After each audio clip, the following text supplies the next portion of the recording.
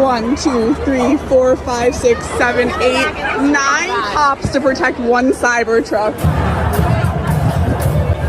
In this clip, David Doel of the Rational National talks about protests going on against Tesla, and I think it's pretty interesting. I'll have some opinions as we watch this together, and then I want to know what you think in the comments, but let's just jump right into it. Hundreds of New Yorkers showed up to a Tesla showroom in Manhattan to protest Elon Musk and the Trump administration. So in this video, I'm going to show you a few clips of that and break down what happened, as well as explain why people are hating on Elon Musk. How could you hate on such a lovely Nazi billionaire? Well, let me help break some of that down if it isn't already obvious. So Common Cause is a pretty good breakdown here. $290 million was spent by Elon Musk to elect Donald Trump, and you saw what that bought him. And 2 million federal employees have been pressured to resign or take a buyout. That figure from ABC News. Also worth noting here, his approval rating is 36%. That's according to Newsweek, which seems a little high to me. I saw another number that was 34%. I think as more information gets out there and people are more aware of what Elon Musk is actually doing, that number is going to continue to drop. But let's get to some of those cuts, because, you know, this idea, oh, we're going to cut waste from the federal government. Yeah, that's what we're doing. The reality is they are cutting essential employees. So NOAA said to be planning to shrink staff by 20%. This will hamper the National Weather Service's ability to produce life-saving forecasts, including when it comes to hurricanes and other natural disasters. The Trump administration is also planning to cut 80,000 employees from Veteran Affairs, which is obviously going to have a clear impact on veterans. They're also planning to slash the IRS, which means Americans may have to wait longer to receive tax refunds. But not only that, this from the International Consortium of Investigative Journalists. After mass firings, the IRS is poised to close audits of wealthy taxpayers. This is the thing you have to keep coming back to. Any of these cuts are not going to hurt the very wealthy. And in fact, many of them may help their bottom line, at least in the short term. In the long term, I think we're seeing how this is mobilizing the vast majority of people against the wealthy. It's not going to help them looking at it from that perspective. But in the short term, it may benefit them, including not having to be audited. So this is the consistent theme throughout all of these cuts. Another example of that, cuts to the Labor Department, which of course helps to protect labor rights. So again, working on behalf of big business and the wealthy. So as Common Cause summarizes here, the takeover playbook, these are not minor administrative changes, but rather part of a full-scale takeover attempt. Musk, an unaccountable and unelected billionaire, is pushing to control public spending, dismantle the safety net, and reshape our way of life to suit his interests. It's clear what's happening here. Musk and Trump aim to replace qualified civil servants with political allies whose loyalty lies solely with them. Their goal, slash billions from essential public services to benefit their billionaire friends.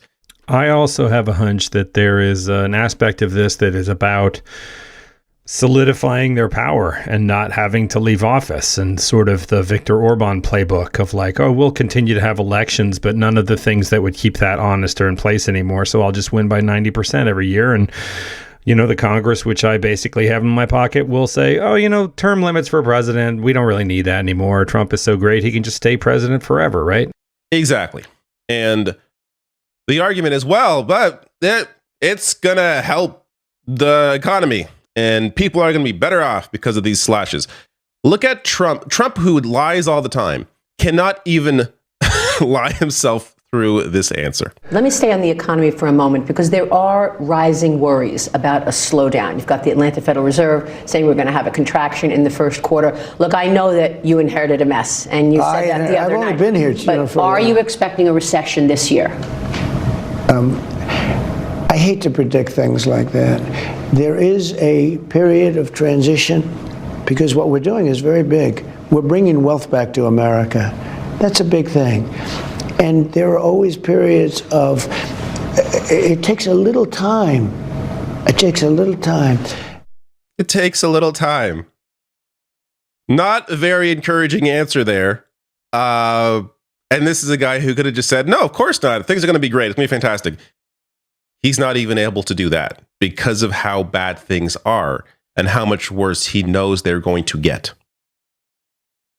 So let's get back to Elon Musk. This, also, I want to mention Common Cause. They attempted to put out an anti-Elon Musk ad, and the Washington Post, under their new directive, because Jeff Bezos now has full control over, at least what the op-ed page is saying, but over the direction of the Washington Post, they rejected the Elon Musk ad. So this is their ad. Who's running this country? Donald Trump or Elon Musk? Since day one, Elon has created chaos and confusion and put our livelihoods at risk, and he's accountable to no one but himself. The Constitution only allows for one president at a time. Call your senators and tell them it's time. Donald Trump, fire Elon Musk. So firemusk.org.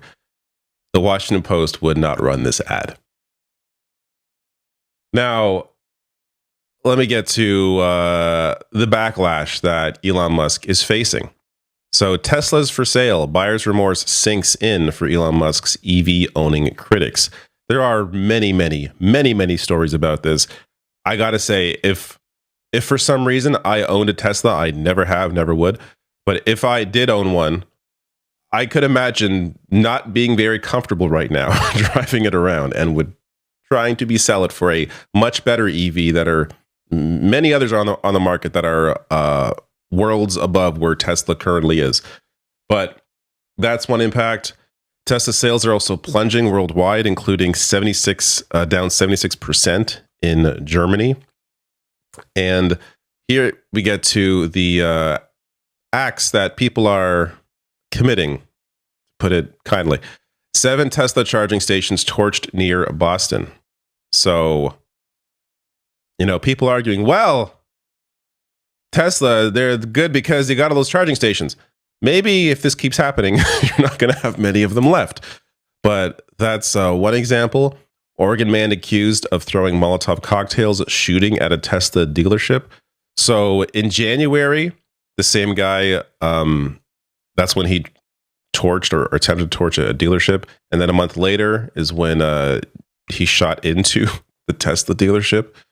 And now the massive protest in Manhattan. So Planet Over Profit appears to have helped to organize this, writing, breaking, hundreds of New Yorkers have swarmed and shut down the Tesla dealer in Manhattan. 6 have been arrested after occupying the showroom. Protests are erupting across America to reject Musk's billionaire regime. This is how we beat fascism, mass direct action. Let me play for you some of these clips.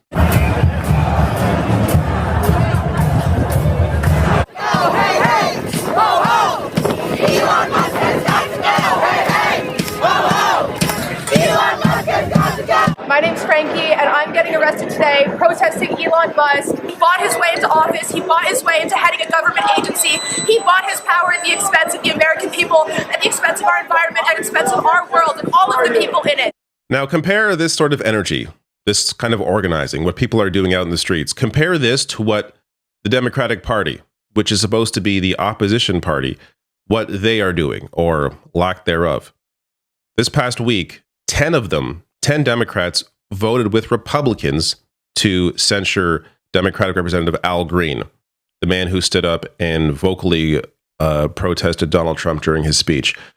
The Democratic Party does more to criticize their own for doing anything than they do to actually work on behalf of everyday people. It has just been disgusting to see how little Hakeem Jeffries and Chuck Schumer are doing right now. Now, to be fair, there are members of the Democratic Party that are trying to fight back. Bernie Sanders, who, to be clear, is an independent. But this past weekend, much like last weekend, or I think it was, last weekend, he did a couple of speeches with thousands of people showing up. And he's trying to help organize people and get them mobilized and understand that any sort of change that's going to happen is on them. You can't trust the Democratic Party. Bernie has said that himself, and you can see by what they are doing that that is not the solution right now. So it's good to see people banding together and understanding that it's going to be on them to change anything. Worth noting here, there was also a protest, or there was going to be. I haven't seen many videos from this, but in Chicago Police Department out in force protecting a Tesla dealership. How pathetic is this? So this was in response to, there was supposed to be, and I guess there may have been, but again, I haven't seen much on this, an indivisible Chicago protest of Tesla. Indivisible is very peaceful in any sort of action they take. So to have this kind of response to an indivisible protest, I don't know, a little ridiculous, but this is a situation that things are in right now. I expect people to continue organizing and doing this. This is, as long as you have an unelected billionaire like Elon Musk just openly cutting the government in ways that are directly negatively impacting the average person, you can understand why people are angry and why they are organizing. Absolutely. I mean, whatever we do, we cannot just roll over and accept it, right? They're going to say this is the way it has to be. That's not necessarily true. But if we just go, oh, well, that sucks. It's not the America I wanted, but here we are, I guess, then they win. They've won. We're allowing them to win. Let me know what you think in the comments.